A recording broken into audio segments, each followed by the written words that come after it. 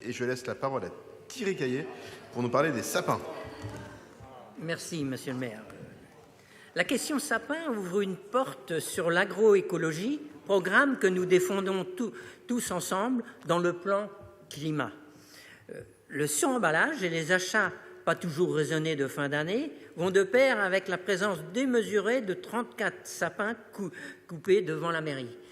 Là encore, nous avons 34 sapins. J'imagine que beaucoup d'entre nous ne savons pas ce nombre. C'est quelque chose d'assez impressionnant. Et quand on parle à la population et qu'on dit il y a 34 sapins, ou qu'on les interroge avant de dire 34, on dit combien il y a de sapins devant la mairie, 10, 15. Et si on annonce, déjà c'est beaucoup, mais si on annonce 34, c'est démesuré pour eux, surtout en cette période de crise. Et je pense qu'aujourd'hui, on doit s'adapter et on voit des parcs comme Disney mettre des sapins en pot et dire il n'y aura plus de sapins coupés. Et c'est l'avenir à la fois pour nos enfants que de faire cela.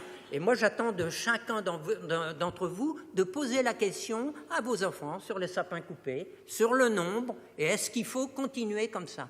Parce que c'est ça aussi, c'est de retourner vers ses électeurs et puis de dire, voilà, est-ce qu'il y a trop de sapins devant la mairie ? Est-ce qu'on peut faire autrement aussi dans les écoles et chez soi ? Oui, il y a des alternatives à travers des projets qui peuvent être artistiques et les gens en ont besoin. On sait que les artistes dans nos quartiers ont besoin de créer. Et là, il y a une nouvelle voie qui peut s'offrir à eux. On a aussi des activités qui peuvent se faire autour de quelques sapins auprès de la mairie. C'est ce que nous attendons. Donc, voilà, c'est pourquoi je vous demande, je ne vais pas être très longtemps, mais pourquoi il faut voter ce vœu ou je souhaiterais entendre la droite, moi, sur ce sujet, comment vous vous positionnez et pourquoi. Voilà, merci, monsieur le maire. Merci beaucoup. La parole est à Gilles Ménède. Oui, merci Monsieur le maire, cher Thierry Caillet. Après le vœu du 25 septembre dernier visant à réaffirmer la volonté de la mairie 18e d'organiser des fêtes de fin d'année plus éco-responsables, vœu que nous avons collectivement voté, eh bien vous nous présentez aujourd'hui ce vœu relatif à la présence de sapins que vous dites jetables devant la mairie 18e et dans l'espace public. Alors évidemment, je veux simplement vous dire ici notre désaccord sur ce vœu et principalement sur ces points. Nous tenons à la présence de sapins sur le parvis de la mairie et nous sommes également pour la concertation dans tout ce que nous faisons avec les directeurs, les directrices d'école sur leurs besoins en sapins et non sur l'imposition de solutions toutes faites, ce qu'il me semblait dans votre mail. Et selon l'avis de l'ADEVE que j'ai consulté, les jardins du 18e ne sont pas vraiment adaptés pour le stockage des sapins.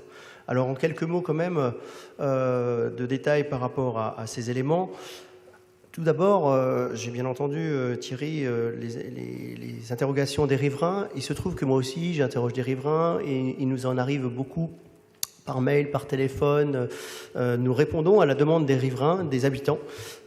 Et donc nous avons installé, pour ce faire, sur l'espace public dans tous les quartiers du 18e, et donc en concertation avec eux, 114 sapins en tout sur l'espace public, effectivement, 33 sur le parvis de la mairie et 1 dans le hall d'accueil.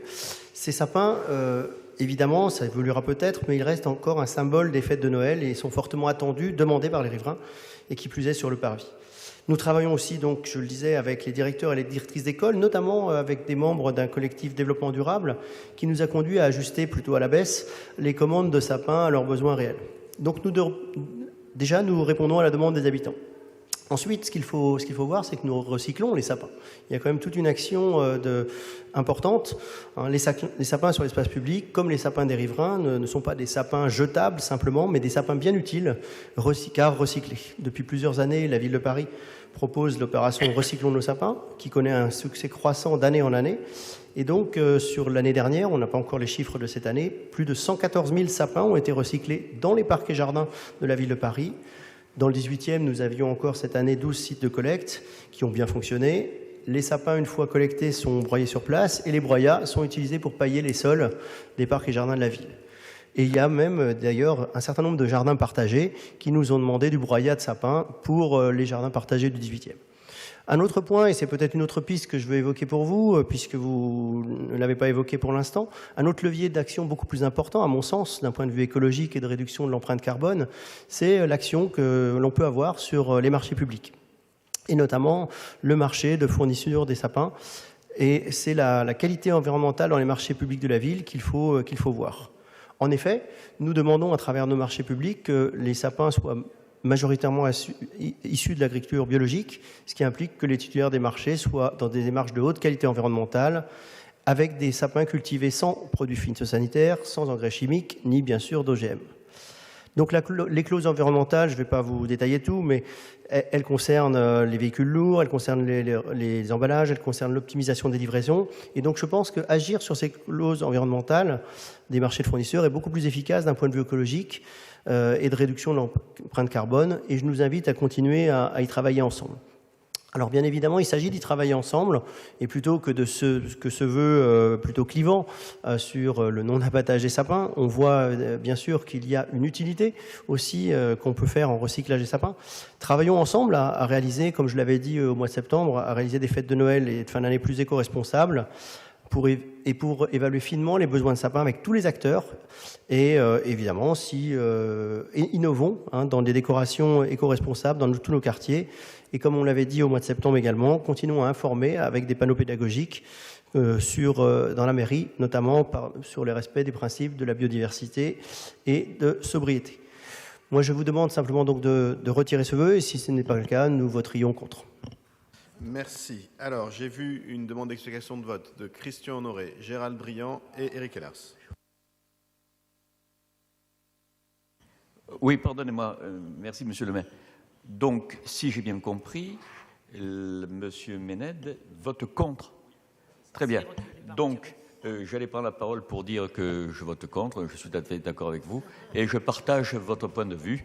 Donc, voilà. Comme quoi, tout arrive. Merci, Gérald Briand. Parfois, il peut Éric arriver Hellers. que vous fassiez des remarques pertinentes, monsieur. Ça peut arriver. Souvent. Gérald Briand, puis Éric Hellers. Oui, alors moi je suis un peu gêné par ce vœu. Enfin, je ne suis pas gêné par rapport à le positionnement que je vais avoir, mais par rapport à ceux qui l'ont écrit, parce que je trouve un peu gonflé quand même, en vrai. Je trouve un peu gonflé de dire... Non, mais je pense qu'on va se rejoindre. Hein. Je suis un peu gonflé de dire on parle de sapins jetables. Enfin, n'exagérons rien. Enfin, sapins jetables, ils sont recyclables. Moi, j'avais le souvenir, je ne sais pas dans les précédentes mandatures, que la question du recyclage était une question identitaire du mouvement écologiste. Je vois qu'aujourd'hui, alors que, pour la petite histoire et ceux qui ont suivi les épisodes précédents, la question du recyclage des sapins a été gagnée grâce aux écologistes. Non, mais je veux dire, à un moment. Alors maintenant que vous avez honte de ce que vous avez gagné, ça me met un petit peu mal à l'aise. Non, mais attendez, faut aller au bout. Faut aller au bout, parce que regarde, moi je dis un jetable. Non, c'est recyclable. Qu'est-ce qu'on va faire? Les fleuristes maintenant? Les fleuristes? Quoi? Les fleuristes, ils vendent des fleurs coupées? Jetables? Les fleurs? Non, mais je veux dire, à un moment, il faut demander que nous, on ne fasse plus de commandes de fleurs dans la mairie. Non, je veux dire, à un moment, suivant la logique, au nom, je le comprends, au nom de l'aspect pédagogique des choses. Mais à un moment, en plein mouvement agricole. Je vous rappelle quand même, l'horticulture, c'est quand même pas un petit sujet. C'est pas un petit sujet quand même. Comment faire une proposition aussi décalée avec où en sont les gens aujourd'hui? Franchement, comment on peut être aussi décalé? Alors, je veux bien qu'on fasse l'effet du buzz, etc. Mais moi, on ne rend pas service à la politique, hein, je vous le dis tranquillement. Hein. On ne rend pas service à la politique, et ça, on se fait plaisir. Après, on a sa petite séquence Internet et tout, etc. Tout ça. On voit ce que ça a donné à Bordeaux, d'ailleurs, où au final, je pense qu'ils sont un peu en difficulté sur ça. Non, mais continuons comme ça. Continuons à ridiculiser la politique. Non, mais je le pense, vraiment. Après, tout le monde a le droit de tout proposer, c'est le principe des vœux. Mais je pense qu'à un moment, il faut avoir un peu de responsabilité. Donc la responsabilité, c'est d'éviter ce genre de truc. Moi, personnellement, je n'achète pas de sapin, parce que je trouve que c'est... Voilà, je n'achète pas de sapin. C'est mon choix, mais moi, ce qu'on sait aussi aujourd'hui, peut-être ça changera, mais aujourd'hui, les gens, ils sont ravis les Parisiens, les habitants du 18e, et c'est bien que des fois, on fasse des propositions pour les gens, quoi.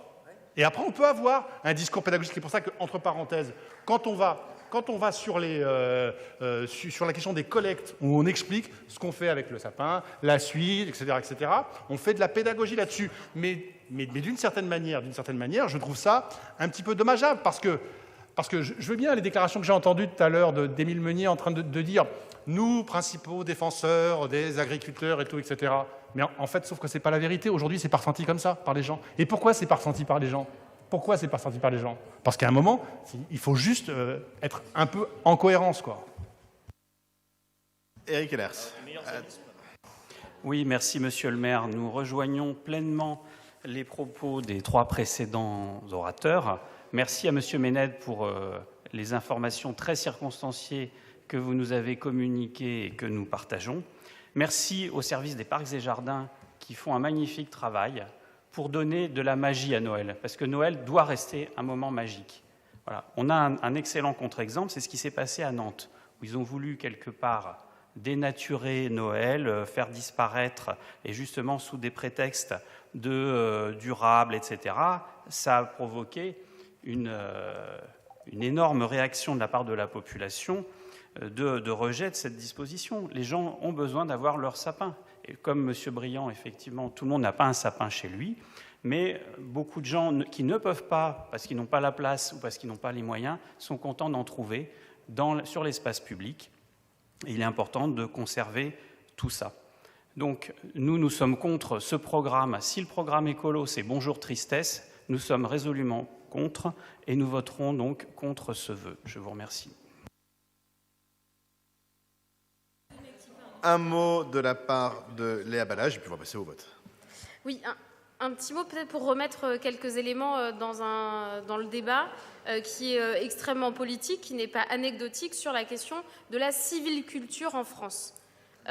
Puisque celle-ci, et c'est la plupart des sapins qui sont fournis, malgré des cahiers des charges qu'on pourrait se donner exigeants, en réalité, la plupart viennent de coupes rases qui abîment les sols, qui abîment la capacité des forêts à se régénérer. Et c'est bien cela dont on veut se prémunir. Et aucun recyclage ne permettra de pallier la destruction du vivant qui est engendrée par des coupes rases qui sont effectuées pour pouvoir prélever un certain nombre de sapins qu'on pourrait remplacer de manière tout aussi joyeuse et festive.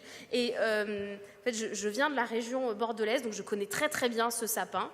Qui a pendant des années été au milieu de cette place devant l'hôtel de ville, qui est tombé lorsqu'il y a eu des vents violents et qui coûtait des dizaines de milliers d'euros, argent qui est revenu à des associations qui apportent bien plus de joie, bien plus de pédagogie et bien plus d'espoir pour ces fêtes de fin d'année qu'un pauvre sapin qui est finalement un arbre qui sera in fine jeté, parce que recycler, peut-être. Mais en fait, pour pouvoir recycler un déchet, il faut à un moment donné le mettre à la poubelle. C'est ce que vous faites tous les jours.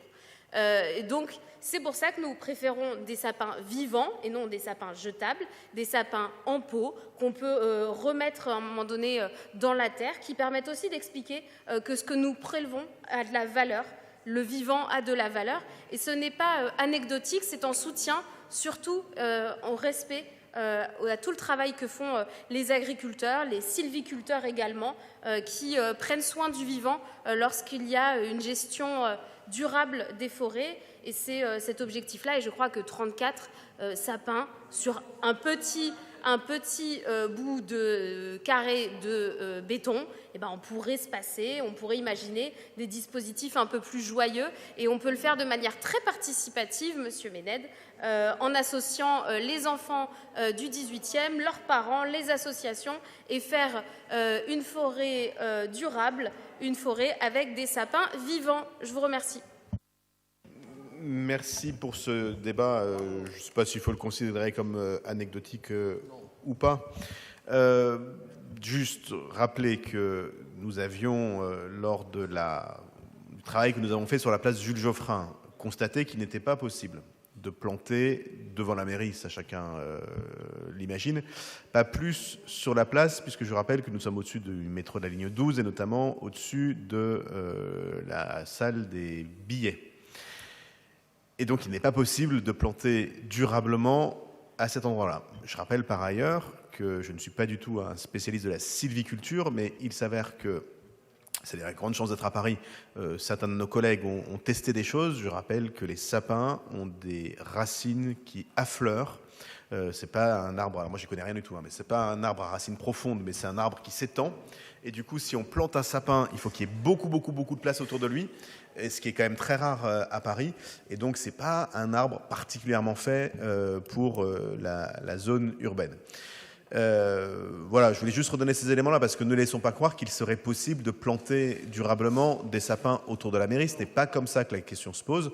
La question donc qui se pose à ce stade, mais la société évolue, elle va sans doute continuer à évoluer, c'est faut-il continuer au moment de la période de Noël à utiliser un certain nombre de sapins pour décorer non seulement la mairie, mais aussi d'autres endroits du 18e. Et vous êtes bien placé pour savoir à quel point, à chaque fois qu'on ne met pas un sapin à un endroit, on reçoit des kilomètres de plaintes des gens. Et réciproquement, à quel point on reçoit des kilomètres de messages de satisfaction quand on ajoute un sapin. Je me rappelle du grand débat sur le sapin de la Porte de la Chapelle et du sentiment de victoire, d'une certaine façon, des habitants quand ils l'avaient obtenu. Donc, c'est pas anecdotique.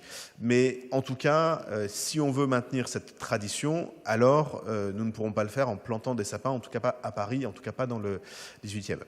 Est-ce qu'il est possible d'imaginer des sapins en pot? Sûrement. Moi, je suis prêt à tout regarder. Simplement, si on amène des sapins en pot, j'imagine qu'ils ne vont pas venir de Paris, donc il va falloir les transporter, et puis après, il va falloir les ramener dans l'autre sens, j'imagine, puisqu'on ne va pas les laisser stocker, je ne sais où, dans leur pot, sinon ils dépériront. Mais si c'est une solution possible, pourquoi pas. En tout état de cause, je nous invite collectivement, là pour le coup, et puis indépendamment des groupes politiques, chacun constate le temps politique qu'on vit. Et moi, je vous le dis, le temps n'est pas aux guerres culturelles. Ni de les agiter en reprochant aux uns, ni de les agiter en prétextant d'autres choses. Moi, je crois que notre société, elle a besoin de concorde. Elle a besoin de calme. Et autant, je suis toujours prêt, et je crois l'avoir démontré depuis que je suis maire du 18e, à prendre des positions, y compris parfois polémiques. Je pense sur les questions de mixité scolaire, je pense sur beaucoup de sujets. Quand je considère que le progrès qui est apporté par ces prises de position est à la hauteur du risque qu'on fait peser sur la concorde de la société, et on l'a fait au lycée Valadon, on l'a fait sur la bulle de la Porte de la Chapelle. Moi, à chaque fois qu'on peut avoir des progrès vraiment importants, quitte parfois à heurter, je suis toujours prêt à le faire. Mais je crois que notre société n'a pas besoin d'être heurtée sur des sujets, peut-être ne sont-ils pas anecdotiques, en tout cas, admettons le fait qu'ils sont symboliques. Et moi, je veux bien qu'on agite des symboles, je le fais d'ailleurs moi-même régulièrement, à une seule condition près. C'est que le vœu vraiment envahit la chandelle. Parce que quand on a une société aussi tendue que la nôtre, quand on agite des sujets qui n'apportent pas au fond vraiment de progrès très importants, alors on fait plus de mal que de bien, et je crois que notre rôle d'élu, c'est plutôt d'essayer de faire plus de bien que de mal. Voilà pourquoi moi non plus, je ne voterai pas ce vœu. Cela dit, je reconnais que probablement, dans les années qui viennent, dans un mouvement de la société, comme il a existé sur d'autres sujets, je pense par exemple, c'est un exemple que je prends souvent à la présence des animaux dans les cirques, qui aujourd'hui, il y a une espèce de consensus sur le fait qu'il n'en faut plus. Il y a 10 ans, ce n'était pas le cas. Je suis convaincu que tout ça va avancer. Certains pourront dire peut-être qu'ils l'ont vu avant les autres.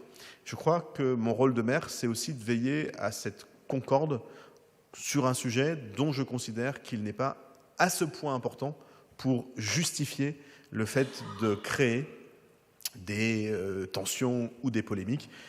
Et je pense que c'est plutôt notre rôle, mais je reconnais bien volontiers que sans doute, dans quelques années, cette question se posera différemment. Et à ce moment-là, il faudra que nous ne soyons pas en retard. Et donc, je vais mettre aux voix ce vœu avec donc un avis défavorable de ma part, qui est pour, qui est contre, qui s'abstient. Il n'est pas adopté.